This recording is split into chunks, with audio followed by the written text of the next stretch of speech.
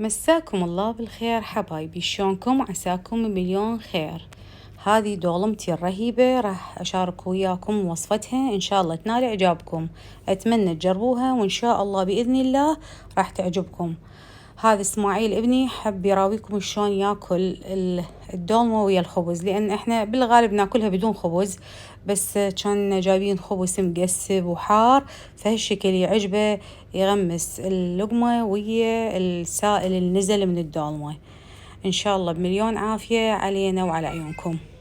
هسه نصلي على النبي ونبلش. اللهم صلي وسلم وزد وبارك على سيدنا محمد وعلى آله وصحبه أجمعين. الدولمة من الأكلات الخرافية عندنا العراقية، لكن طريقتي حبيت أشاركها إن شاء الله تنال إعجابكم. هذا تمر هند وليمندوزي ودبس رمان وملح وثوم وكشمش شوية، مو هواية، تقريبا 3/4 كوب. عندي طماطم ملحتها، حافرتها وملحتها، قليت الفلفل، قليت الباذنجان ورا ما حفرته. هذا الطماطم مثرومة، هذا بصل قليته بزيت زيتون، عصير رارنج من المجمدة، معجون طماطم ومعجون فلفل بارد، وهذا شجر قشرته وثرمته وقليته، وهذا باذنجان، وهاي البهارات. عندنا البهارات بهارات راح لكم اياها بالضبط واكتبها بصندوق الوصف. الكمية 5 كوب تمن، هاي البابريكا، النعناع المجفف، وعندي التمن القصير، الحبة اللي نقول المدعبلة، الحبة المدعبلة كلش تفرق بالدولمة. ورق عنب، بصل وسلق، هذول أهم شغلات نحبها بالدولمة مالتنا. الباقلة فورتها 3/4، واللحم هم يعني سويته بجدر الضغط. أول شي كشيت الزفرة، بابريكا خشنة، زعتر بلدي، فلفل أسود، زنجبيل، بهارات دولمة، نعناع، و7 بهارات. وراح أكتب لكم مقاديرها تحت بصندوق الوصف. كشمش غاسلته وخليته.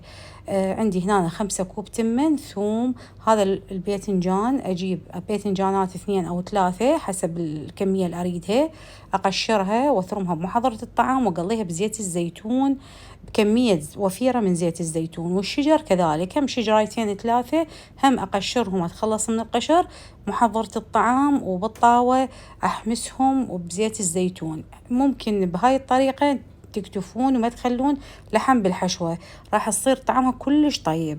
هذا معجون طماطم ودبس فليفلة. وهذا عندي البصل هم يعني على الواهس حمسته، وما يحتاج هو إلى حمس، بس أنا حمسته، أنا واقفة حمسته بزيت الزيتون أيضا. النقطة المهمة اللي حقول لكم إياها، بالنسبة للحم، هذا طماطة هم فرمتها بمحضرة الطعام. هسه حخلي الليمندوزي، وهذا دبس الرمان، الحموضة والملوحة هذا بحسب ذوقكم وحسب الكمية اللي مسويها. وهذا تمر هند هسه متوفر بكثرة، وملح. عندي هنا هذا تقريبا 800 غرام لحم مدهن. أنا إذا أخلي لحم مدهن وكمية لي بي بالحشوة، ما أخليه بصراحة بالشعب لحم، لكن للتصوير سويت إنه بالداخل لحم وبالقاع همينة. عاد أنتوا بكيفكم، إذا تحبون تخلون همينة بالقاع وبالحشوة بعد على راحتكم. اللحم ورا ما صار تقريبا 3/4 سوا، طلعته، فسخت شوية العظام، حاولت إنه أخليها بالكعب حتى لا تحترق. عندي من مثلا تعرفون إحنا نحب الدومة لاجعة، حتى الجهة اللي بيها دهن، الجهة اللي بيها عظم، فحتى لا يحترق اللحم مباشر. الحشوة هسه نبدي أول شي نصف البصلاية، أحشي نصها فقط بكمية الحشوة اللي عندي، نص البصلاية فقط، لأن ما شاء الله هسه تتشرب سوائل وتنشر، ويعني تتضاعف نقول حجم الحشوة مالتها. تعرفون الرز أو التمن من بركة الله كل شيء يتضاعف ويكبر. هسه ورا ما نكمل حشوة البصل راح نجي على حشوة ورق العنب. ورق العنب لازم نخلي الوجه اللماع على القفة، وعلى القفة الورقة بالأغصان ظاهرة نخلي الحشوة ونلفها. أنا هالشكل أسوي صينية أوزع عليها الأوراق، أفتحها وأخلي الحشوة، وبعدين أبدي ألف وجبة. ومرات حتى الميز كله أصف عليه الورق وأخلي الحشوة وهالشكل ألفهم وأخلص. لأنه بصراحة هو أكثر شي متعب هو لف الورق عنب، والباقي كله سهل. نتخلص من الغصن اللي بالورقة وهالشكل نلفها. طبعا كلكم خير وبركة وكلكم تعرفون، بس للحبايب اللي بعدهم جديدين نراويهم طريقة اللفة. هاي خلصنا. هسه منلف الورق عنب. السلق نلفه من هالجهة، الجهة الرفيعة الصغيرة نخلي الحشوة، وبعدين نلف. طبعا حشوة ورق عنب شوية، حشوة السلق أكثر. الطماطة أني ورا ما حفرتها ملحتها تمام لأنه مليانة سوائل، وهاي راح أترسها مليانة حشوة، لأن السوائل اللي بيها راح تنزل وتبقى بس القشرة مالتها فتتحمل حشوة. الفلفل لا، الفلفل نحشيه نص حشوة حتى يتضاعف ويكثر، لأن تعرفون الطماطة مليانة مي فراح تتشرب المي ويا التمن. وعندنا الباذنجان أيضا هم يعني سبحان الله رغمة باذنجانات صغار وحلوات، وحفرتهم وقليتهم وراح أحشي الحشوة للنص، فقط للنص، لأن إذا أكثر حرامات راح يصير التمن محبب وما يستوي. للنص كلش كفاية. خلصنا هسه هذني كلهن، ونرجع نلف الباقي الغراض. وورقة السلق إذا كبيرة أني أقطعها هالشكل، أخلي الحشوة بالبداية وألفها هالشكل.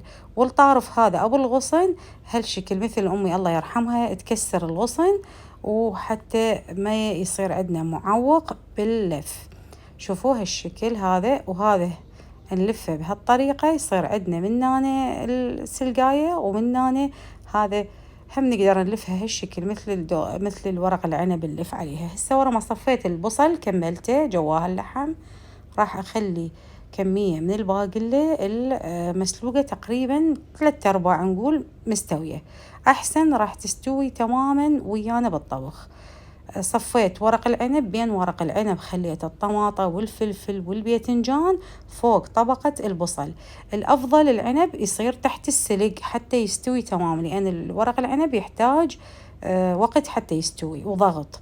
هسه خليت طبقة السلق وضفت عليهم مي اللحم مالت السلق، وبعدين ما غمرتهم تمام لأن ما أريد أضاع يعني أخلي مي زيادة. شوفوا بدأت تفور، شفت المي هالشكل، نقدر بهالمرحلة نشيك ملحها حامضها، يعني كل هاي الشغلات هاي الأثناء أني أذوقها وأشيك عليها. وهاي ثقالة كلش مفيدة، أنا كلش أحبها. خليت المي ويا مستوى سطح الدولمة، لأنه الخضار ما شاء الله كلها سوائل فكلش كافي حتى لا تصير سوائلها أزيد من اللزوم. شلت ورا ما أدى الغرض الثقل هالشكل، شلتها وخليتها تتهدر تقريبا أنا أطبخها أقل من ساعتين. وهاي ورا ما قلبناها وصارت عندنا كل شي تمام، ومكانكم خالي بالنسبة دهونها. أنا ما ضفت لها أي زيت لأنه اللحم مدهن، بالقاع اللحم بيلية فكلش كافي كانت دهونها. وكنت مقلية الباذنجان والشجر بزيت الزيتون، فاكتفينا من الكمية الدهنية ولونها على حمار.